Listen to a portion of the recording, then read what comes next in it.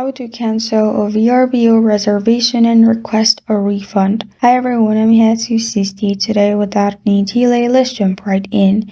First, sign into your Vrbo account. Then, click on your profile at the top right corner of your screen.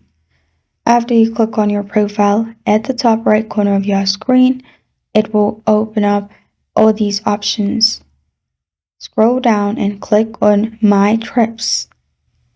After you click on My Trips, you'll find all the reservations. Here, select the reservation you want to cancel, then review the property's cancellation policy and trip details.